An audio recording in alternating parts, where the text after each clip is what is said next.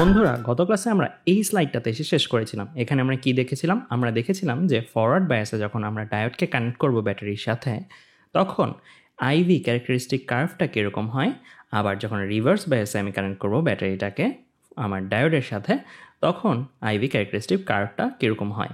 তো এই জায়গাটার মধ্যে কয়েকটা কথা একটু বলে যাই যে আমরা দেখেছিলাম ফরওয়ার্ড বায়াসের বেলায় যে কোনো ভোল্টেজ প্রয়োগ করলেই প্রথমেই প্রবাহটা পাবো না, একটা সুনির্দিষ্ট ভোল্টেজের পরে প্রবাহটা আমরা পাওয়া শুরু করি। আর রিভার্স বায়াসের বেলায় আমি যে কোনো ছোট্ট একটা ভোল্টেজের মানেও একটা সুনির্দিষ্ট, খুবই অল্প সুনির্দিষ্ট একটা ভোল্টেজে প্রবাহের মান আমরা পাই। আমরা যদি ভোল্টেজের মান বাড়াতে থাকি তাহলে প্রবাহের মান বাড়তে থাকে, বাট একটা সুনির্দিষ্ট ভোল্টেজের পরে সেটা আর বাড়ে না, সেটা একটা সুনির্দিষ্ট মান নিয়ে থাকে। অর্থাৎ আমি যদি ভোল্টেজ বাড়াইও আমার রিভার্স বায়াসে প্রবাহের মানটা অল্প একটা মানে আটকে যায় আর বাড়তে থাকে না। সো এই মানগুলো আমরা বলেছিলাম যে ফরওয়ার্ড বায়াসের বেলায় এটা মিলি অ্যাম্পিয়ার লেভেলের হয় আর রিভার্স বায়াসের বেলায় এটা মাইক্রো অ্যাম্পিয়ার লেভেলের হয়। আমরা এরপরে কি হয় সেটা নিয়ে জানবো। আমরা কি আজীবনই ভোল্টেজ বাড়াতে থাকলে আজীবনই কি এটা একটা সুনির্দিষ্ট মান নিয়ে চলতে থাকে রিভার্স বায়াসে, নাকি এরপরে নতুন কিছু ঘটে? তো সেই জিনিসটা নিয়ে আমরা আজকে আলোচনা করব। আজকে আমাদের আলোচনার বিষয় হচ্ছে জেনার ভোল্টেজ বা ব্রেকডাউন ভোল্টেজ। তো আমরা এই কার্ভটা কি, এটা হচ্ছে ঠিক রিভার্স বায়াসের ক্ষেত্রে আমার আইভি ক্যারেক্টারিস্টিক কার্ভটা। নিচে গেলে আমার প্রবাহ, বামে গেলে আমার ভোল্টেজ। তো আমরা ভোল্টেজ বাড়াচ্ছিলাম কিছুক্ষণ পর্যন্ত ভোল্টেজ বাড়ানোতে প্রবাহ বেড়েছিল, বাট এরপরে ভোল্টেজ বাড়ালে আর প্রবাহ বাড়ছিল না। মনে হচ্ছিল যে প্রবাহটা একটা সুনির্দিষ্ট মানে আটকে গেছে, আমি ভোল্টেজ বাড়িয়েও কোনো প্রবাহের বৃদ্ধি পাচ্ছি না। তো এখন এই মানটা, এটা যে কোনো একটা মান হতে পারে, এই মানটা, এই মানের ভোল্টেজের পরে কেউ যদি বাড়ায়, ভোল্টেজটাকে আরও বাড়ায়, তখন আমরা একটা ড্রাস্টিক্যাল পরিবর্তন দেখব। তখন আমরা দেখব কার্ভটা ঠিক এই পর্যন্ত সোজা গিয়েছিল, এরপরে হঠাৎ করে উপরে যাওয়া শুরু করে। অর্থাৎ কি, হঠাৎ করে অনেক বেশি প্রবাহমান আমরা পাওয়া শুরু করি। এই যে একটা সুনির্দিষ্ট ভোল্টেজে আসার পর্যন্ত কিন্তু তার ভোল্টেজ বাড়াতে থাকলেও কোনো প্রবাহের বৃদ্ধি ছিল না, বাট ওই ভোল্টেজটার পরে সামান্যতম বাড়াতেই আমার প্রবাহের মানটা কি অনেক বেড়ে গেছে। ওই সুনির্দিষ্ট ভোল্টেজটাকে আমরা নাম দিই VZ দিয়ে, আর এটাকে বলা হয় জেনার ভোল্টেজ। বিজ্ঞানী জেনারের নামে এটা নাম করা, এটাকে বাংলায় বললে বিনাশী ভোল্টেজ বলা যেতে পারে। তো এই ভোল্টেজটার বৈশিষ্ট্য কি, এই ভোল্টেজের পরে রিভার্স বায়াসে যখন ডায়োডটা কানেক্টেড, তখন এই ভোল্টেজের পরে আরেকটু ভোল্টেজ বাড়ালেই আমার কি হয়ে যায়, প্রবাহের মানটা আর স্থির থাকে না, প্রবাহের মানটা অনেক বেড়ে যায়। আচ্ছা, তো আমরা এই জিনিসটা কি যে কোনো ডায়োড নিয়ে রিভার্স বায়াসে কানেক্ট করলেই কি এই জিনিসটা আমরা পাবো? উত্তর হচ্ছে না। আমরা যেই ডায়োডটা নিয়ে কাজ করতে হবে জেনার ভোল্টেজ পেতে হলে, সেই ডায়োডটার মধ্যে অবশ্যই বেশি করে ডোপিং আমার দিতে হবে। বেশি করে ডোপিং প্রয়োজন মিন্স বেশি করে আমি বহির্জাত ম্যাটেরিয়ালস মিশাবো। আর বহির্জাত ম্যাটেরিয়াল যেমন বোরন, ফসফরাস যত বেশি আমি মিশাবো, তত আসলে কী হবে, এখানে বোরন যত বেশি আসবে তত বেশি হোল তৈরি হবে, এখানে ফসফরাস যত বেশি আসবে তত বেশি ফ্রি ইলেকট্রন তৈরি হবে। দ্যাট মিন্স আমরা এই জেনার ভোল্টেজের সন্ধানটা পাবো কখন, যখন আমরা অনেক হাইলি ডোপিং করা একটা সেমিকন্ডাক্টর, অর্থাৎ দুই খণ্ড সেমিকন্ডাক্টর পি টাইপ আর এন টাইপ নিয়ে ডায়োড তৈরি করব, ঠিক তখনই আমরা এই জেনার ভোল্টেজের সন্ধান পাবো। তো আমরা তার মানে বুঝলাম যে এই জেনার ভোল্টেজ পেতে হলে আমার এখানে কি পি টাইপের মধ্যে অনেক বেশি সংখ্যক হোল দরকার, এন টাইপের মধ্যে অনেক বেশি সংখ্যক ফ্রি ইলেকট্রন দরকার। তাহলে কি হয় একটু ব্যাখ্যা করি, কেন আসলে বেশি করে ডোপিং বিশিষ্ট ডায়োড নিলে জেনার ভোল্টেজ পাওয়া যায়। যখন আমরা বেশি করে ডোপিং করলাম, অর্থাৎ বেশি করে এখানে হোল, বেশি করে এখানে ফ্রি ইলেকট্রন যখন আসে, আমরা জানি হোল পজিটিভ চার্জ বিশিষ্ট এই হোলটাকে কী করবে, বিকর্ষণ করতে চাইবে। এই ফ্রি ইলেকট্রনটাকে কী করবে, বিকর্ষণ করতে চাইবে। দ্যাট মিন্স বেশি করে যখন ফ্রি ইলেকট্রনগুলো থাকবে, বেশি করে যখন হোলগুলো থাকবে, তখন একজন আরেকজনকে কী করতে চাইবে, ধাক্কা দিয়ে সরিয়ে দিতে চাইবে, বিকর্ষণ করতে চাইবে। তো আমরা জানি ডিপ্লেশন লেয়ার তৈরি হয়ে থাকে। ডিপ্লেশন লেয়ার কোন অঞ্চলটা, যেই অঞ্চলের মধ্যে কি নেই, ফ্রি ইলেকট্রন আর হোল নাই, মানে তারা পরস্পর মিশে কি হয়ে গেছে, নিউট্রাল হয়ে গেছে। সো এই জায়গাটার মধ্যে তার মানে উন্মুক্তভাবে আমরা বোরন মাইনাস আর ফসফরাস প্লাসকে পাচ্ছি, তাই না? তো যখন এই বিকর্ষণটা হবে বেশি সংখ্যক হোলদের মধ্যে, বেশি সংখ্যক ফ্রি ইলেকট্রনদের মধ্যে, তখন এই হোলগুলো কিন্তু ধাক্কা খেয়ে এদিকে চলে আসতে চাইবে, আর এই ফ্রি ইলেকট্রনগুলো ধাক্কা খেয়ে এই দিকে চলে আসতে চাইবে। তার মানে ঘটনাটা যেটা দাঁড়াবে, ঘটনাটা এই রকম। তো এখন তোমাদের কাছে মনে হতে পারে ডিপ্লেশন লেয়ারটা ছোট হয়ে যাচ্ছে। হ্যাঁ, ডিপ্লেশন লেয়ারটা প্রস্থগতভাবে ছোট হয়ে গেছে, বাট ডিপ্লেশন লেয়ারের ভোল্টেজের কিন্তু কোনো তারতম্য ঘটেনি। তোমরা একটু আগের অবস্থার সাথে আবার একটু তুলনা করো, এটা ছিল একটু আগের অবস্থাটা। যখন আমরা বিকর্ষণের প্রভাবটা দেখি নাই তখন দেখো আমরা কিন্তু গ্রাফটা এঁকে রেখেছিলাম, গ্রাফে আমরা বলেছিলাম এই দূরত্বটা কি আমার আর দিয়ে প্রকাশ করি, তাই না, ডিপ্লেশন লেয়ারের প্রস্থ, আর এই হাইটটাকে কি বলি পটেনশিয়াল বেরিয়ার, তাই না, এই পয়েন্ট আর এই পয়েন্টের মধ্যে বিভব পার্থক্য পটেনশিয়াল বেরিয়ার V0 দিয়ে প্রকাশ করা যায়। আর এই যে এই অতিভুজটা আসছে, এই অতিভুজের ঢালটাকে আমরা বলি কি পটেনশিয়াল গ্রেডিয়েন্ট, তাই না, ই দিয়ে প্রকাশ করা হয় প্রাবল্য। তো আমরা যখন বিকর্ষণের প্রভাবটা দেখব তখন কিন্তু খেয়াল করো আমার এই নীল দাগটা কি হাইটগতভাবে কমেছে না, নীল দাগটা যা ছিল সেই রকম হাইট বিশিষ্টই আছে। দ্যাট মিন্স আমার যেটাকে ডিভি বা V0 বলতেছি পটেনশিয়াল বেরিয়ার, সেটা কিন্তু আমার একই থাকবে, সেটা কিন্তু আমার কমবে পারবে না। কেন? কারণ আমার কি চার্জ কমে যাচ্ছে বেড়ে যাচ্ছে না। এখানে কিন্তু খেয়াল করো আমরা প্রত্যেকটা বোরন মাইনাসের এগেনস্টে কি এক একটা হোল ছিল প্রথমত ডিপ্লেশন লেয়ার তৈরি হওয়ার আগে, এখানেও তাই প্রত্যেকটা ফসফরাস প্লাসের এগেনস্টে এক একটা ফ্রি ইলেকট্রন ছিল ডিপ্লেশন লেয়ার তৈরি হওয়ার আগে। আর যখন ডিপ্লেশন লেয়ার তৈরি হয়েছিল তখন কোনো বোরন মাইনাস হোল হারিয়ে ফেলেছে, কোনো ফসফরাস প্লাস ফ্রি ইলেকট্রন হারিয়ে ফেলেছিল, তাই না? তো এখন আমরা কি বলতে পারি যে এই যে বোরন মাইনাসটা, এই বোরন মাইনাসটা একটা ফ্রি ইলেকট্রন লাভ করেছে? লাভ কিন্তু করে নাই। এই যে ফ্রি হোলগুলা যেটা আছে এই বোরন মাইনাসটা কোনো হোল কিন্তু লাভ করে নাই, এই হোলটা তার কাছে এসেছে মানে কিন্তু এই হোলটা সে কমপ্লিটলি পেয়ে গেছে তা না। এই খণ্ডের মধ্যে যেহেতু হোলের পরিমাণ অনেক বেশি আর পরস্পরকে যেহেতু বিকর্ষণ করে তাই তারা একটু ছড়িয়ে অবস্থান নিয়েছে, কিন্তু এখানে কিন্তু সামগ্রিকভাবে আমার হোলের সংখ্যাটা বেড়ে যায়নি। তুমি যদি কাউন্ট করো তাহলে কিন্তু কাউন্ট করলে দেখবা যে এই বোরন মাইনাসগুলা আর এই বোরন মাইনাসগুলোর জন্য কিন্তু ডেডিকেটেড কোনো কি নাই, হোল নাই। আবার একইভাবে এই ফসফরাস প্লাসগুলোর জন্য ডেডিকেটেড কিন্তু কোনো কি নাই, ফ্রি ইলেকট্রন নেই। তাহলে এই ফ্রি ইলেকট্রনগুলো কাদের জন্য? এদের জন্য ধরা যেতে পারে। সো এরাই এই দিকে চলে এসেছে, তাই আমাদের কাছে মনে হতে পারে যে ডিপ্লেশন লেয়ারের প্রস্থটা কমে গেছে। হ্যাঁ, প্রস্থটা কমে যায়, বাট আসলে কিন্তু ডিপ্লেশন লেয়ারের যে ভোল্টেজ, অর্থাৎ আমরা V = ফর্মুলা পড়েছিলাম কিউ এর সাথে ডিপেন্ড করে, ওই কিউ যে চার্জটা এখানকার পজিটিভ চার্জের পরিমাণ, এই ডিপ্লেশন লেয়ারের এখানকার নেগেটিভ চার্জের পরিমাণ সেটা কিন্তু কমলো বাড়লো না। তাহলে জিনিসটা কি দাঁড়াচ্ছে? এই V এর পরিমাণে কিন্তু কোনো পার্থক্য নাই, কোনো পার্থক্য আসে নাই, কিন্তু আরটা একটু ছোট হয়ে গেছে, তাই না? সো আরটা একটু ছোট হয়ে গেছে আর V এর পরিমাণে কিন্তু কোনো বাস্তবে তারতম্য ঘটে নাই। তারতম্য বরং ঘটছে, আরও বাড়াইছি, একটু পরের স্লাইডে আমরা এটা দেখতেছি। বাট এইটুকু পর্যন্ত আলোচনায় আমরা কিন্তু V এর তারতম্যটা পাইনি, আমরা পাইছি কি আর এর তারতম্যটা, আরটা একটু কমে গেছে। সো আরটা যদি কমে যায়, আমরা ফর্মুলা পড়েছিলাম যে এই যে এই রেখাটা অতিভুজটার ঢাল, এটাকে ই দিয়ে প্রকাশ করা হয়, এই ঢালটা কি বেড়ে গেছে না? বেড়ে গেছে। একটু আগের থেকে এখন দেখলেও বুঝবা যে একটু আগে দেখো এই যে এই অতিভুজটা কি একটু কম খাড়া ছিল, কম খাড়া মানেই তো কম ঢাল। আর এখন কি হয়েছে, এটা হাইটটা সেম রাখতে যে এটা কি একটু বেশি খাড়া হইতে হয়েছে। সো একটু বেশি খাড়া হয়ে গেছে, দ্যাট মিন্স ই এর পরিমাণ বেড়ে গেছে। তার মানে এখন যতটুকু জায়গা জুড়ে ডিপ্লেশন লেয়ার আছে সেখানে কি অনেক তড়িৎ প্রাবল্য, তাই না? আমরা বলেছিলাম এটা যতটুকু খাড়া, আমি তোমাদেরকে ভ্যালু দিয়ে বুঝিয়েছিলাম এই গ্রাফটা বোঝানোর সময় 10-20 এরকম, যে এটা যত বেশি ঢাল আসবে মানে যত বেশি এটার খাড়ার পরিমাণ আসবে তত বেশি আমাদের বুঝতে হবে এই জায়গায় কি তড়িৎ প্রাবল্য বেশি। তড়িৎ প্রাবল্য বেশি হলে কি হয়? কোনো চার্জকে আকর্ষণ বা বিকর্ষণের তীব্রতাটা বেড়ে যায়, তাই না? সো এখানে আমার কি, আমি যদি অ্যানিমেশন দিয়ে দেখাই, এখানে আমার ই এর পরিমাণ, ই কোন দিক থেকে কোন দিকে হয়? পজিটিভ থেকে নেগেটিভের দিকে হয়। সো আমার এই জায়গায় ডিপ্লেশন লেয়ারের পজিটিভ পোর্শনটা ছিল চার্জের, ডিপ্রেশন লেয়ারে এখানে নেগেটিভ চার্জের পোর্শনটা ছিল। সো পজিটিভ চার্জ থেকে নেগেটিভ চার্জের দিকে অ্যারো করে আমরা আঁকি, তাই না? মনে আছে কিনা স্থির তড়িৎ চ্যাপ্টারে আমরা পজিটিভ চার্জ থেকে তড়িৎ বলরেখাগুলো আঁকি, এই বলরেখাগুলোই এটা। সো ই এর পরিমাণ বেড়ে যাবে, আসলে এখানে কি বলরেখার ঘনত্ব বেড়ে গেছে, মানে বলরেখাগুলো যদি আগে মানে বিকর্ষণের প্রভাবের আগে যদি থাকতো 2টা করে লাইন, এখন 4টা করে লাইন হয়ে গেছে, মানে বেড়ে গেছে। দ্যাট মিনস এই জায়গাটায় এখন যে কোনো একটা পজিটিভ চার্জকে ছেড়ে দিলে সে অনেক বেশি বাম দিকে ধাক্কা অনুভব করবে, এই জায়গায় কোনো নেগেটিভ চার্জকে ছেড়ে দিলে সে অনেক বেশি ডান দিকে ধাক্কা অনুভব করবে। কেন? কারণ মাথায় রাখবা বলরেখাগুলো পজিটিভ চার্জ থেকে বাইরের দিকে অ্যারো করে দেওয়া। দ্যাট মিনস এখানে যদি আমি একটা পজিটিভ চার্জ দেই তাহলে ওই পজিটিভ চার্জ থেকে বাইরের দিকে, দ্যাট মিনস কোনো একটা পজিটিভ চার্জকে যদি বলরেখার উপরে দেওয়া হয় তাহলে ওই পজিটিভ চার্জটা বলরেখা যেই দিকে ডিরেকশন নিয়ে আসে সেই দিকে চলে যেতে চায়। দ্যাট মিনস এখানে একটা পজিটিভ চার্জ দিলে সেটা বাম দিকে চলে যেতে চাইবে। আর এখানে যদি একটা নেগেটিভ চার্জ দিই, নেগেটিভ চার্জের ক্ষেত্রে উল্টা, বলরেখার ডিরেকশন যেদিকে তার অপোজিট ডিরেকশনে সে চলে যেতে চায়, অপোজিট ডিরেকশনে সে আসলে আকর্ষিত হয়। তাহলে এখানে যদি একটা নেগেটিভ চার্জ ছেড়ে দেওয়া হয় সে আসলে ডান দিকে চলে যেতে চায়।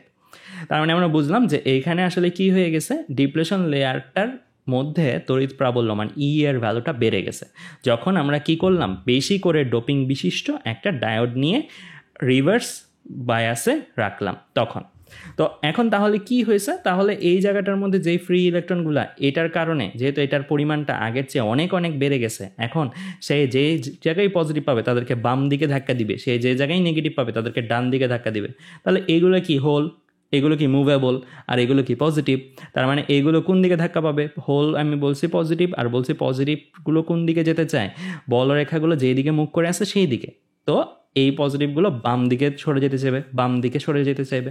আর এই ফ্রি ইলেকট্রনগুলো কোন দিকে সরে যেতে চাইবে, এটার প্রভাবে এই ফ্রি ইলেকট্রনগুলো ডান দিকে সরে যেতে চাইবে, এই ফ্রি ইলেকট্রনগুলো ডান দিকে সরে যেতে চাইবে, কারণ এটা ইলেকট্রন নেগেটিভ চার্জ। আর আমি বলছি নেগেটিভ চার্জটা বলরেখাগুলো যে দিকে মুভ করে থাকে তার অপোজিট ডিরেকশনে চলে যেতে চায়, তাই না? সো এই জিনিসটা কিন্তু নর্মাল জিনিস, যারা বুঝতেছো না যে আসলে বলরেখাগুলো ভাইয়া বলতেছে কেন যে বলরেখাগুলো যেদিকে সেই দিকে পজিটিভ চার্জগুলো চলে যেতে চায়। ধরো এইটা হচ্ছে একটা চার্জের কারণে সৃষ্ট বলরেখা। এখন যদি আমি আরেকটা পজিটিভ চার্জকে এখানে ছেড়ে দিই, তাহলে এই পজিটিভ চার্জটা কোন দিকে যাবে, বলরেখাগুলো যেদিকে মুভ করে আসে সেই দিকে যাইবে, তাই না? আবার যদি আমি এই জায়গায় কোনো একটা নেগেটিভ চার্জকে ছেড়ে দিতাম, সাপোজ ধরো এই জায়গায় আমি একটা নেগেটিভ চার্জকে ছেড়ে দিতাম, নেগেটিভ চার্জটা কোন দিকে যেতে চাইবে, এই দিকে যেতে চাইবে। দ্যাট মিনস বলরেখাগুলো যে ডিরেকশনে আসে তার অপোজিট ডিরেকশনে যেতে চায়, ঠিক তাই। তার মানে আমরা বুঝলাম যে বলরেখাগুলো যেই ডিরেকশনে আসে পজিটিভগুলোকে সে ওই ডিরেকশনে নিয়ে যেতে চাইবে, আর ফ্রি ইলেকট্রনগুলোকে সে বলরেখার অপোজিট ডিরেকশনে নিয়ে যেতে চাইবে।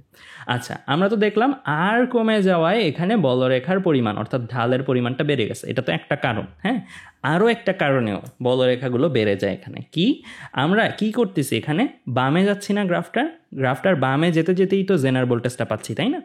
বামে যাচ্ছি, বামে যাওয়ার অর্থ হচ্ছে এই রিভার্স বায়াসের ক্ষেত্রে বামে যাওয়ার অর্থ হচ্ছে বৃদ্ধি, মানে ভোল্টেজ আমি বাড়াচ্ছি। এক্স অক্ষ বরাবর ভোল্টেজ, বামে যাওয়ার অর্থ হচ্ছে ভোল্টেজটা আমি বাড়াচ্ছি। ভোল্টেজ যখন আমি বাড়াচ্ছি, তার মানে কি ভোল্টেজ বাড়ানোর অর্থ কি, ব্যাটারির এখানে প্লাসের পরিমাণ বাড়ানো, এখানে মাইনাসের পরিমাণ বিপরীত দিকে বাড়ানো, দ্যাট মিনস নেগেটিভ ভ্যালু বাড়ানো। এখানে যদি +20 ভোল্ট হয়, এখানে হচ্ছে -20 ভোল্ট, ঠিক আছে? সো আমরা এখানে প্লাসের পরিমাণ, এখানে মাইনাসের পরিমাণ অ্যাকচুয়ালি বাড়াচ্ছি। এখানে প্লাসের পরিমাণ বৃদ্ধির অর্থ কি, এখানে পজিটিভ চার্জের অ্যামাউন্ট বেশি, এখানে মাইনাসের পরিমাণ বৃদ্ধি মানে কি, এখানে মাইনাসের পটেনশিয়ালটা বেশি। তার মানে কি দাঁড়াচ্ছে, এই প্লাসটাও মানে ব্যাটারির প্লাসটাও কিন্তু ডান থেকে বাম দিকে কি করবে, প্লাস থেকে মাইনাসের দিকে বলরেখা আছে না, প্লাস থেকে মাইনাস থেকে বলরেখা তৈরি করবে। এটাকেও আমি একটু দেখাই তোমাদেরকে। যেমন ভোল্টেজ যদি বাড়াতে আসি, যেহেতু আমরা এখানে এই জিনিসটা বাড়াতে থাকার কারণে এই প্লাসের পরিমাণ বেড়ে যাচ্ছে, এই মাইনাসের পরিমাণ মাইনাস হিসেবে বেড়ে যাচ্ছে। তার মানে এই প্লাস থেকে এই মাইনাসের দিকেও ব্যাটারির ভোল্টেজ বাড়ানোর কারণেও আরও কিছু কি তৈরি হবে, আরও কিছু আমার বলরেখা তৈরি হবে। এটাও কিন্তু সেম ডিরেকশনেই তৈরি হবে, ঠিক যেই ডিরেকশনে আমার কি ডিপ্লেশন লেয়ারটা বলরেখাগুলো তৈরি করে রেখেছিল। কারণ দেখো প্লাস থেকে মাইনাসের দিকে, রিভার্স বায়াসে প্লাস হচ্ছে এই জায়গায়, মাইনাস হচ্ছে এই জায়গায়, তাই না? সো আলটিমেটলি এই ক্ষেত্রেও এই গ্রিন কালারের যে লাইনগুলো, এই গ্রিন কালারের লাইনগুলোর কে উৎপত্তি করেছে, এই গ্রিন কালারের লাইনগুলো ব্যাটারি উৎপত্তি করেছে। এই ব্যাটারির ভোল্টেজ বাড়ানোর কারণে এখানে কি বলরেখার পরিমাণ বেড়ে গেছে ব্যাটারি কর্তৃক। তার মানে সাকুল্যে এই জায়গাগুলোর কথা চিন্তা করো, এই জায়গাগুলোতে আমার কি আছে, ডান থেকে বাম দিকে বলরেখাগুলো খুব বেশি রূপে কার্যকর আছে। তো বেশি রূপে কার্যকর থাকলে এরা কি একটা সুনির্দিষ্ট লেভেল পর্যন্ত তাদের নিজেদের জায়গায় থাকতে পারে, বাট খুব বেশি পরিমাণে যদি বলরেখা প্রয়োগ করা হয়, খুব বেশি পরিমাণে যদি এরা বাম দিকে চলে ধাক্কা আসা হয়, এই খুব বেশি পরিমাণে যদি ফ্রি ইলেকট্রনগুলো ডান দিকে ধাক্কা আসা হয়, তাহলে তারা কিন্তু আর তাদের নিজেদের জায়গায় অবস্থান করতে পারবে না। তখন তাদের অবস্থাটা কী দাঁড়াবে, এই রকম একটা অবস্থা দাঁড়াবে, এই হোলগুলা বাম দিকে সরে আসবে আর এই ফ্রি ইলেকট্রনগুলো ডান দিকে সরে আসবে। তাহলে জিনিসটা দাঁড়াচ্ছে যে তারা এই দিকে চলে গেছে। এটা কিন্তু এমন না যে ওরা গায়েব হয়ে গেছে হঠাৎ করে, এখানে কিন্তু জিনিসটা চলমান, জিনিসটা এইভাবে চলমান যে আমার ইলেকট্রন কন্টিনিউয়াসলি এখান থেকে সাপ্লাই হবে। এই হোলগুলো, এই ফ্রি ইলেকট্রনগুলোকে তোমরা যে ডানে যেতে দেখছো, এমন না যে এ নাই হয়ে গেছে তারপরে ও আসা শুরু করছে, জিনিসটা এরকম না। এখান থেকে একটা আসলে এখান থেকে একটা ঢুকে, এখান থেকে দুইটা আসলে এখান থেকে দুইটা ঢুকে। দ্যাট মিনস সাকুল্যে কিন্তু এখানে ফ্রি ইলেকট্রন বাড়বে না কমবে না, বাট তাদের মধ্যে একটা চলাচলের সৃষ্টি হবে। এই চলাচলটা কিন্তু হতো না নর্মালি। কিসের কারণে হয়েছে? বেশি করে ডোপিং দেওয়ার কারণে হয়েছে। বেশি করে ডোপিং দেওয়ার কারণে আর ব্যাটারির ভোল্টেজ বাড়ানোর কারণে, এই দুই কারণে আমার এই বলরেখাগুলো খুবই প্রকট হয়ে গেছে। আর খুবই প্রকট দ্যাট মিনস কি, তারা যে এইখান থেকে যে ইলেকট্রনগুলো যাওয়ার চেষ্টা করতেছিল বাট যেতে পারতেছিল না, তাদেরকে কি করবে? টেনে ধরবে। তাদেরকে ও বলরেখাগুলো যেই দিকে আছে ইলেকট্রনকে সে বিপরীত দিকে টেনে ধরে, তাদেরকে খুব বেশি পরিমাণে টেনে ধরবে। কোন দিকে? ডান দিকে। দ্যাট মিনস এই ফ্রি ইলেকট্রনগুলো বলরেখার বিপরীত দিকে, দ্যাট মিনস ডান দিকে একটা প্রচুর টান অনুভব করে। প্রচুর টান অনুভব করার কারণে এ দিকে আসবে, এ ডান দিকে সরে যাবে, এ দিকে আসবে, এ ডান দিকে সরে যাবে। মোট কথা এইভাবে ফ্লোটা কিন্তু ঘটতে থাকবে, ফ্লোটা ঘটতে থাকবে। এই জিনিসটা কিন্তু একদম শুরুতেই ঘটে না, কারণ শুরুতে কি গ্রিনগুলোর পরিমাণ কি কম থাকে, তাই না? গ্রিনগুলো ওইরকম বেশি থাকে না, গ্রিন যে বলরেখাগুলো সেগুলো থাকে না, কারণ এখানে ভোল্টেজ কম, এখানে প্লাস কম, এখানে মাইনাস কম শুরুর দিকে। তো তখন এগুলো থাকে না, তো তখন এই টানটা অতটাও প্রকট নয় যে এই জায়গাগুলো টেনে সে এদিকে নিয়ে আসতে পারে। সো শুরুর দিকে কিন্তু আমরা এই টাইপের ফ্লোটা পাবো না। কখন এইটা পাবো? একটা সুনির্দিষ্ট ভোল্টেজ, ব্যাটারি কর্তৃক একটা সুনির্দিষ্ট ভোল্টেজ ওভারকাম করার পরে আমরা এই জিনিসগুলো পাবো। কারণ সুনির্দিষ্ট ভোল্টেজ অতিক্রম করার পরে এটা যখন এতটাই বেশি হয়ে যাবে যে সে এই জায়গার ইলেকট্রনগুলোকে টেনে নিয়ে আসতে পারতেছে, এতটাই টান যখন সে তৈরি করতে পারবে, তখনই এই জিনিসটার উদ্ভব আমরা পাবো। তাই জেনার ভোল্টেজের পরে আমরা একটা অতি অস্বাভাবিক লেভেলের কি পাই? প্রবাহ পাই। আগের তুলনায় অতি অস্বাভাবিক লেভেলের প্রবাহ আমরা কি রিভার্স বায়াসের মধ্যেও পাই। দ্যাট মিনস রিভার্স বায়াসে আমরা প্রথমত দেখেছিলাম একটা রিভার্স কারেন্ট হয় যেটা খুবই নগণ্য লেভেলের, বাট জেনার ভোল্টেজের পরে যেই কারেন্টটা তৈরি হয় সেই কারেন্টটা কিন্তু আর নগণ্য লেভেলের না, সেটা অনেক হিউজ পরিমাণের। আর এটা ভোল্টেজ বাড়ালেই, মানে জেনার ভোল্টেজের বামে গেলেই এই কারেন্টটা তৈরি হওয়া শুরু করে। আর আরেকটা মজার ব্যাপারে দেখো, জেনার ভোল্টেজ থেকে ভাইয়া বললো যে হ্যাঁ জেনার ভোল্টেজের পরে আমরা বুঝলাম যে আমার অনেক প্রবাহ পাওয়া শুরু করলাম, তার অনেক প্রবাহ আসতেছে। বাট ভাইয়া গ্রাফটা একটু এরকম হইতে পারতো না? গ্রাফটা একটু এরকম বলতে কি একটু বামে যে সোজা বামেও যাচ্ছে নিচেও নামতেছে, এরকম হইতে পারতো না? গ্রাফটা একদম খাড়া নিচে নেমে গেছে। এই জিনিসটা কেন হয়েছে? এই জিনিসটা তো বোঝা যাচ্ছে যে ভাইয়া এই মানের পরে ভোল্টেজ আর বাড়ে না, প্রবাহ নিজে নিজেই বাড়তেছে, প্রবাহ নিজে নিজেই বাড়তেছে। এই জিনিসটা কেন হয়েছে? আমরা তো ভোল্টেজ বাড়াচ্ছিলাম আপনার কথা মতো, ভোল্টেজ বাড়ালে তো এটা একটু বামে যাওয়া উচিত, আরও বামে যাওয়া উচিত, মানে দুইটাই চলমান থাকা উচিত, যে ভোল্টেজও বাড়াচ্ছি এটা নিচেও নামতেছে, ভোল্টেজও বাড়াচ্ছি নিচেও নামতেছে, এইরকম হওয়া উচিত ছিল। বাট এটা তো একদম খাড়া উপরে উঠে গেছে। এটার ব্যাখ্যা কি? এটার ব্যাখ্যাটা যদি আমি একটু বলি, যে কেন এটা সম্ভব যে জেনার ভোল্টেজের মানের মধ্যেই ভোল্টেজটা আটকে থাকে, এরপরে যদি আমি ভোল্টেজ বাড়াইও ভোল্টেজটা আর বামে যায় না, শুধু প্রবাহই বৃদ্ধি দেখায়। এটা কেন হয়? ভোল্টেজটা আর বাড়ে না কেন এরপরে? জেনার ভোল্টেজের পরে আর ভোল্টেজটা বাড়ে না কেন? এটার ব্যাখ্যাটা হচ্ছে এরকম, যে আমরা প্রেশার কুকার নিয়ে যদি চিন্তা করি, প্রেশার কুকার নিয়ে প্রথমে একটা জিনিস দেখাই, তারপরে আমি আসতেছি। তো প্রেশার কুকার নিয়ে যদি চিন্তা করি, একটু চিন্তা করো, প্রেশার কুকারে আমরা যখন কোনো একটা মাংস বা কিছু সিদ্ধ করি, হ্যাঁ, তখন এখানে কি উপরে একটা ছিপি থাকে, এটা হুইসেল বা একটা বাঁশি বাজে আমরা জানি। সো প্রেশার কুকারে যখন রান্না হয় তখন কি এখানে বাষ্প তৈরি হয় না? বাষ্প তৈরি হয়। বাষ্পগুলো কি উপরের দিকেও চাপ প্রয়োগ করে, তাই না? উপরের দিকেও বাষ্পগুলো চাপ প্রয়োগ করতেছে।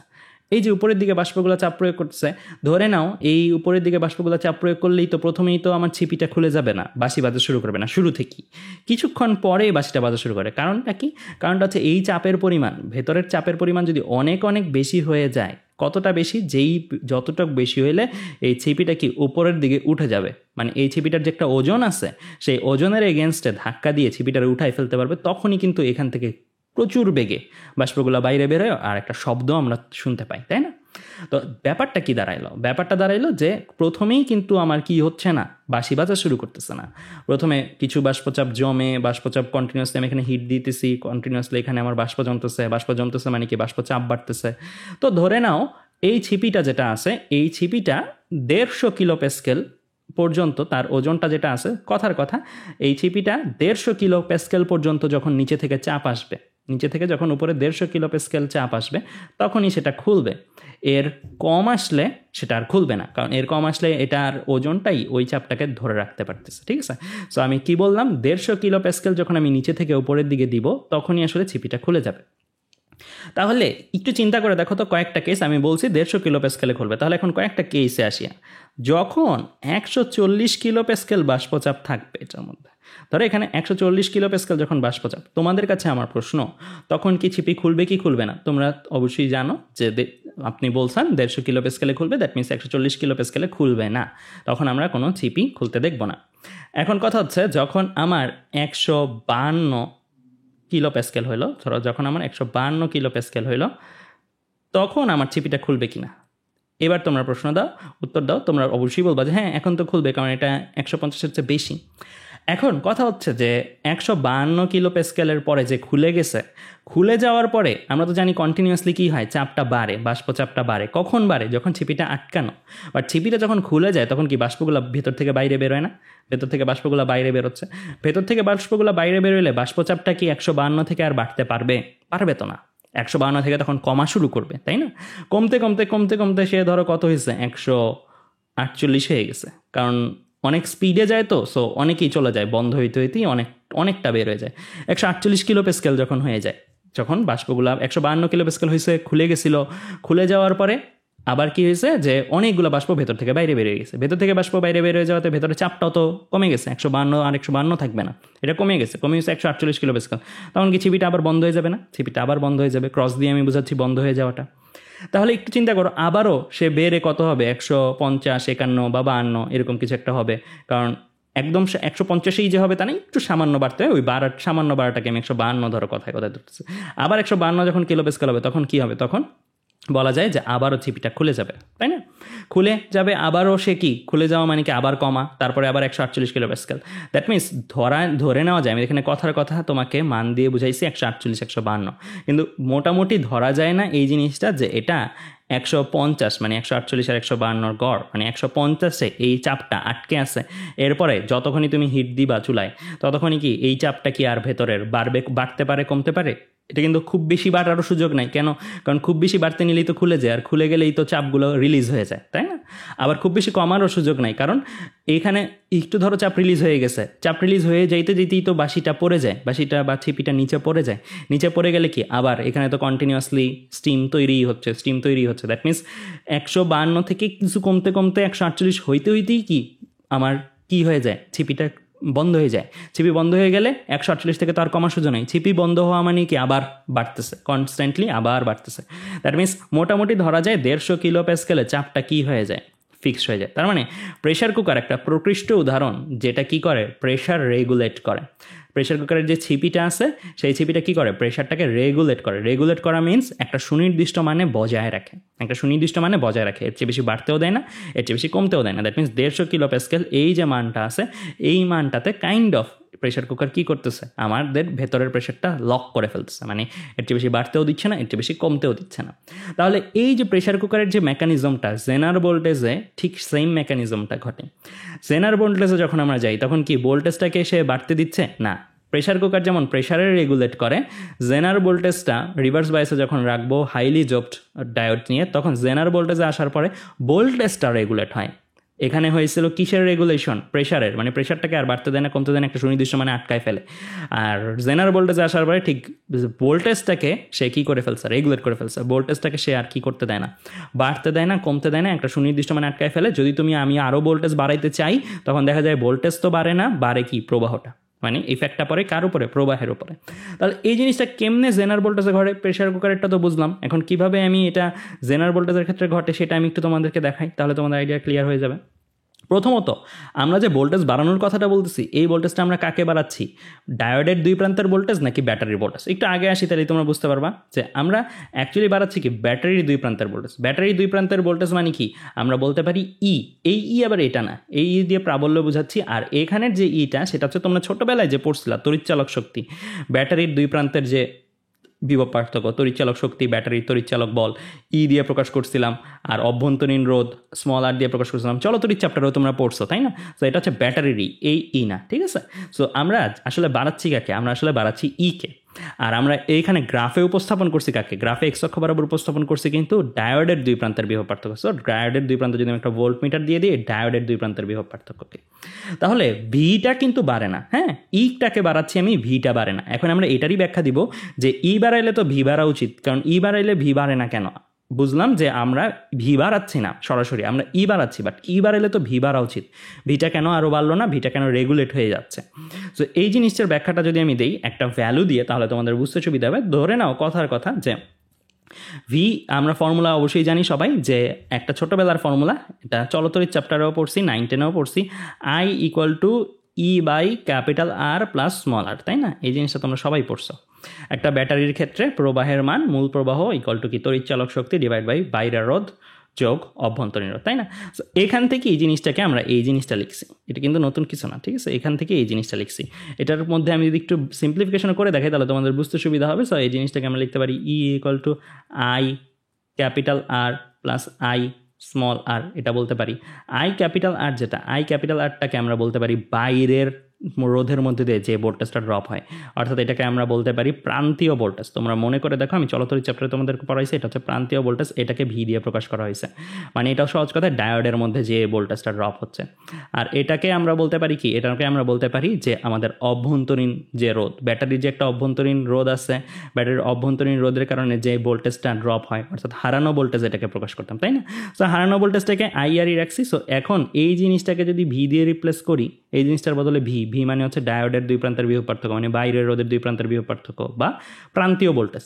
এই ভি দিয়ে রিপ্লেস করি, তাহলে ওই ভিটাকে এক পাশে করলাম, দেখো এই লাইনটা থেকেই ওই ভিটাকে এক পাশে করলাম, ইটাকে এক পাশে করলাম, আর আই আর যেটা আছে আই স্মল আর এইটাকে এক পাশে করলো, তাহলে এই জিনিসটা চলে আসে, তাই না? এই জিনিসটা থেকে সিম্পলি আমরা জানি এই জিনিসটা চলে আসতেছে। আচ্ছা, তো আমরা এই জিনিসটা তো বুঝলাম আসতেছে। এখন ই বাড়াইলে কেন ভি বাড়ে না, এটাই হচ্ছে আমরা এই ফর্মুলাটা থেকে দেখব। তো একটু চিন্তা করে দেখো, আমরা স্মল আর ইকুয়াল টু ধরতেছি কত, 1। স্মল আর কে, স্মল আর হচ্ছে ব্যাটারির অভ্যন্তরীণ রোধ, ধরে নাও কথার কথা 1। এটা যে কোনো মানই হইতে পারে, এটা মান নিয়ে আমার ঝামেলা নাই, আমি জাস্ট ই আর ভি এর মধ্যে ব্যাপারটা দেখাবো। তো আমরা ই বাড়াচ্ছি, তাই না? সো আমরা প্রথমে যখন 10 ভোল্ট ধরো করছি, যখন 10 করছি, তখন যদি প্রবাহ না থাকে, মানে প্রবাহটা একদম নেগলিজেবল, মানে একদম অল্প, হ্যাঁ একদম অল্প, যেটাকে আমরা নেগলেক্ট করতে পারি। সো প্রবাহ যদি না থাকে তাহলে আমরা ভি এর মান পাইতেছি কত, ভি এর মান পাইতেছি 10 - 0 = 10। এখানে কিন্তু একটা ভ্যালু থাকতেও পারে, কোনো প্যারা নাই, জাস্ট আমি বোঝানোর জন্য কয়েকটা মানের আশ্রয় নিতেছি, ঠিক আছে? এটা কিন্তু একদম ইয়ার ক্ষেত্রেই যে হবে, রিভার্স বাইসের ক্ষেত্রেই যে হবে তা না। এখানে ধরো একটা 0.2 মাইক্রো অ্যাম্পিয়ার থাকতে পারে, বাট 0.2 মাইক্রো অ্যাম্পিয়ার দিলেও এটা প্রায় 10ই বলা যায়, ঠিক আছে? সো আমরা 10 আর প্রবাহ পাইতেছি কত, 0, আর তার মানে ভি এই ফর্মুলা থেকে আসে কত, 10 - 0 = 10। জাস্ট ফর্মুলায় মান বসাইছে, আর কিছু না। এখন আমরা ই বাড়াচ্ছি, তাই না? ই বাড়ায় আমরা ধরো বানাইলাম 15। আমরা জানি যে ই বাড়ানোর পরে জেনার ভোল্টেজের ধরো আরও বাড়াই ফেললাম, তারপরে কি প্রবাহটা পাবো, তাই না? সো আমরা ই ধরো এই জায়গাটা থেকে এসে ই আরও বাড়াই ফেললাম। ই যখন আরও বাড়াই ফেললাম, 15 বানাইলাম, তখন ধরো আমি জেনার ভোল্টেজে পৌঁছাই গেছি, ভি এর মান জেনার ভোল্টেজে পৌঁছায় গেছে, ভি জেড হয়ে গেছে। তো তখন আমার দেখো ই = 15, তাহলে আই = কত, একটা প্রবাহ পাবো না? অবশ্যই, কারণ আমরা একটা বলছি যে আমার তো আই বাড়তেছে গ্রাফ অনুসারে, অ্যাকর্ডিং টু গ্রাফ আই বাড়তেছে, বাট ভি কেন বাড়ে না সেটাই তো আমার বের করার বিষয়। সো আমি এইটা বাড়াইলাম, আই এমনভাবে বাড়বে যেন ভি = দেখো ফর্মুলায় মান বসাও, ই এর ভ্যালু 15, আই এর ভ্যালু 5, আর এর ভ্যালু 1, তাহলে বিয়োগ করলে কি আসে, 15 - 5 = 10। আবার যদি আমি আরও বাড়াইলে ভি বাড়ে না, আই বাড়ে কেমন? এই যে আরও বাড়াইলাম, আই বাড়তে তো সমস্যা নেই according to graph. So I বাড়ছে, এমনভাবে বাড়ালো হলো যেন আইও এমনভাবে বাড়ছে, ভি এর মানটা যেন ধ্রুবক হয়ে যায়। দেখো ধ্রুবকই কিন্তু হয়ে গেছে, যখন 20 হইলো, আই তখন 5 থেকে বেড়ে 10 হয়ে গেছে। তাহলে এই ফর্মুলায় চলে আসো, মান বসাও, 20 - 10 × 1, দ্যাট মিনস কত, 20 - 10 = 10। তাহলে বোঝা গেল বন্ধুরা যে বাড়ালে আই বাড়তেছে, বাট ভিটা কিন্তু আর বাড়তে পারতেছে না। এমনভাবেই এই জিনিসটা রেডি করা মেকানিজমটা, যে আমাদের যখন আমরা বাড়াইতেও থাকবো জেনার ভোল্টেজের পরে, তখন ডায়োডের দুই প্রান্তের বিভব পার্থক্যটা আর বাড়ার সুযোগ পায় না, বাট যতই আমি বাড়াবো ততই কী হবে, প্রবাহের মান বাড়তে থাকবে। সো ভি = তাহলে আসলো কি, 25 - 15 = কত, 10।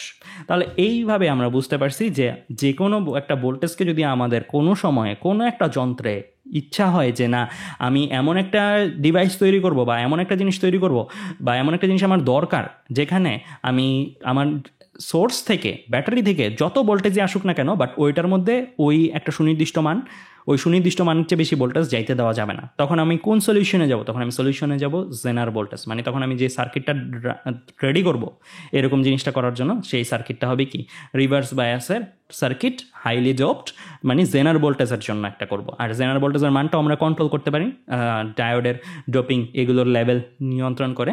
সো আমরা কিন্তু এই মেকানিজমটা, এই যে কনসেপ্টটা শিখলাম মাত্র, এই কনসেপ্টটাকে কাজে লাগায় ঠিক একটা সুনির্দিষ্ট মানে একটা ভোল্টেজকে আটকায় ফেলতে পারি। এই জিনিসটা কিন্তু আমাদের বাস্তব জীবনে খুবই কাজে লাগে। যেমন তোমরা চিন্তা করে দেখো, তোমাদের যে বাসায় টিভি আছে, এই বাসার টিভিটা তোমরা খেয়াল করে দেখো, তোমরা মনে করো যে মাঝে মাঝে তো তোমরা নিশ্চয়ই এরকম একটা সিনারিওর সম্মুখীন হয়েছ যে বাসায় ভোল্টেজ অনেক লো, লাইট টাইট সব বন্ধ হয়ে যাচ্ছে, ফ্যান অনেক আস্তে ঘুরতেছে, বাট টিভি তখন ছাড়বার টিভি ঠিকই চলতেছে, টিভি তখন ঠিকই চলছে। এই জিনিসটা কেমনে ঘটতে পারে? কারণ টিভির মধ্যে জেনার সার্কিট আছে, আর জেনার সার্কিট থাকলে কি হয়, জেনার সার্কিট থাকলে ধরো আউটপুট সোর্স আমাদের বর্তমানে আমরা যখন আমাদের যে এসি সার্কিট বোর্ডগুলো আছে, সার্কিট বোর্ডগুলোতে সুইচ বোর্ডগুলোতে আমরা আসলে 220 ভোল্ট আউটপুট পাই, তাই না? এই 220 ভোল্ট অ্যাভারেজ ভ্যালুতে আউটপুট পাই, বারে কমে, এসি যেহেতু মান তো ফিক্স থাকবে না, সো এসি 220 ভোল্ট আউটপুট পাচ্ছি। এই যে এসি 220 ভোল্ট আউটপুট পাচ্ছি, টিভিটা ধরো চলতেছে 120 ভোল্ট আছে, টিভিটা ধরো চলতেছে 120 ভোল্টেজে টিভিটা চলে। এখন যখন আমাদের সোর্স থেকে 220 তো নর্মালি আসে, যেদিন আমাদের বাসায় ভোল্টেজটা কমে গেছে, যেদিন আমাদের বাসায় টিভি লাইট জ্বলতেছে না, লাইট ডিম ডিম করতেছে, আমাদের বাসায় যেদিন ফ্যান ঘুরতেছে না, খুবই স্লো ঘুরতেছে, সেই দিন আসলে 220 ভোল্ট আউটপুট হিসেবে আসতেছে না, সেদিন ধরো 220-এর জায়গায় আসতেছে 150 ভোল্টেজ। তো টিভির ভেতরে যদি জেনার সার্কিটটা থাকে আর এমনভাবে সেট করা থাকে যে সোর্স থেকে যতই আসুক, সোর্স থেকে 100 আসুক, 220, সোর্স থেকে 220 আসুক, 150 আসুক, যাই আসুক, আমার টিভির মধ্যে যেন শুধু এবং শুধু ঢুকে 120 ভোল্টেজ, কারণ টিভির দরকার 120 ভোল্টেজ। তাহলে আমরা যদি এরকমভাবে একটা জেনার সার্কিট তৈরি করি যেটা ভি দেখাবে, যেমন এখানে ভি সবসময় 10-এ ফিক্সড, সো এমনভাবে একটা জেনার সার্কিট তৈরি করি যেখানে ভি 120-এ ফিক্সড, তাহলে ই এর মান যদি 220ও হয়, টিভির মধ্যে ঢুকবে কত? 120। ই এর মান যদি 150 হয়, টিভির মধ্যে ঢুকবে কত? 120। তার মানে টিভিটা কম্পারেটিভলি লো ভোল্টেজে চলে এক। আর ওই লো ভোল্টেজটা তো এমন না যে লো ভোল্টেজে চলে মানে আমি হাই ভোল্টেজ দিলেও সে লো ভোল্টেজে এমনি এমনি চলবে। কখন চলবে এই জিনিসটা? যখন আমি জেনার সার্কিট দিব।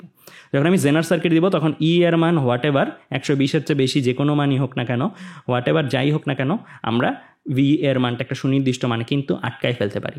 সো এটাই হচ্ছে সেই ব্যাখ্যা যে আমাদের বাসায় যখন ভোল্টেজের ভ্যালু অনেক কমে যায়, টিভি লাইট ডিম ডিম করে, ফ্যানটা ঘুরে না, বাট তখনও টিভি চলে, এটার আসলে কারণটা কি? এটার আসলে কারণটা হচ্ছে টিভির মধ্যে জেনার সার্কিট আছে, আর জেনার সার্কিট একটা সুনির্দিষ্ট মানে ভোল্টেজটাকে আটকায় ফেলতে পারে।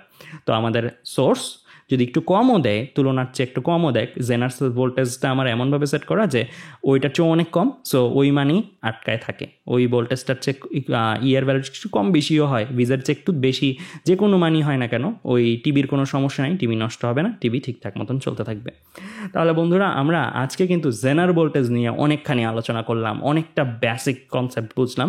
এখন চলো আমরা একটা ম্যাথ করব, তারপরের ক্লাসে আমরা ডায়োডের ব্যবহার নিয়ে আলোচনা করব। চলো ম্যাথটা আমরা করে ফেলি। এখানে প্রশ্নটা কী দেওয়া আছে? কোনো পিএন জাংশনে 1 ভোল্ট বিভব পার্থক্যের জন্য তড়িৎ প্রবাহ পাওয়া গেল 10 মিলিঅ্যাম্পিয়ার। অর্থাৎ বিভব পার্থক্য যখন 1 ভোল্ট, ডায়োডের মধ্যে, পিএন জাংশন মানে ডায়োড, ডায়োডের মধ্যে আমরা কী পাইতেছি? তড়িৎ প্রবাহ পাইতেছি 10 মিলিঅ্যাম্পিয়ার। বিভব পার্থক্য যখন বাড়ায় আমি 1.2 ভোল্ট করলাম, তখন তড়িৎ প্রবাহ বেড়ে দাঁড়াইছে কত? 15 মিলিঅ্যাম্পিয়ার। তাহলে গতীয় রোধ কত, এটা জানতে চাওয়া হয়েছে। তাহলে জিনিসটা চিন্তা করো যে 1 ভোল্ট বিভব পার্থক্যের জন্য প্রবাহ 10 মিলিঅ্যাম্পিয়ার, 1.2 ভোল্ট বিভব পার্থক্যের জন্য প্রবাহ কত? 15 মিলিঅ্যাম্পিয়ার। তাহলে গতীয় রোধ কত? গতীয় রোধটা আমরা কিন্তু এইভাবে শিখছি ডেল আর দিয়ে, তাই না? সো আমরা যদি দেখি, আমরা জানি অলরেডি ফর্মুলা গতীয় রোধের, del R equal to del V by del I. That means আমার বিভবের পার্থক্যটা লবে বসাইতে হবে, আর হরে বসাইতে হবে কি? আমার প্রবাহের পার্থক্যটা দেওয়াই আছে, খুব সিম্পল ম্যাথ। তো আমরা এই জায়গাটার মধ্যে ডেল আই যদি বের করি, ডেল আইটা কত? তাহলে 15 মাইনাস 10, অর্থাৎ 15 মাইনাস 10, তাহলে আসতেছে আমার 5 মিলিঅ্যাম্পিয়ার। খেয়াল রাখবা এককটা নিয়ে, আমার কিন্তু এককটা যদি আমি আরকে ওহমে চাই, তাহলে এককটাকে আমার কিসে নিতে হবে? অবশ্যই অ্যাম্পিয়ার এককে নিতে হবে। তাহলে আমি 5 মিলিঅ্যাম্পিয়ারকে অ্যাম্পিয়ারে নিলাম। কেমনে?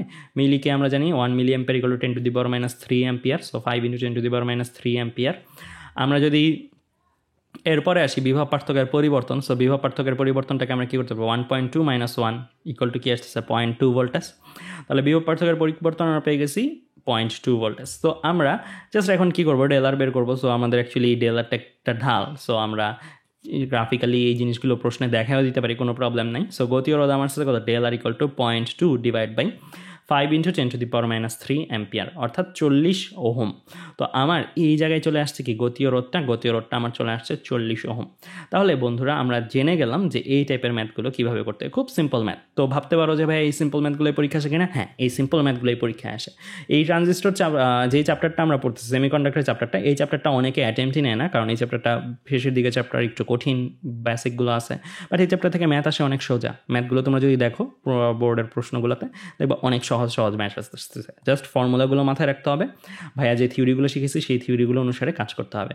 তাহলে পরের চ্যাপ্টারে আমরা দেখব ডায়োডের ব্যবহার নিয়ে। আর এখানে একটু বলে রাখি, এই চ্যাপ্টারটাতে কিন্তু একটু ডেসক্রিপটিভ প্রশ্ন আসে, শুধু ম্যাথ বেসড প্রশ্ন আসে যে তা না, একটু ডেসক্রিপটিভ। আমি যে আলোচনাগুলো করতেছি থিওরি, এগুলো একটু বর্ণনামূলকও আসবে। সো তুমি যদি এই ভিডিওগুলো ভালো করে বুঝে থাকো, তুমি নিজের ভাষায় ডেসক্রিপটিভভাবে লিখতে পারবা পুরো জিনিসটা। আচ্ছা, তো আজ এ পর্যন্তই। ধন্যবাদ সবাইকে।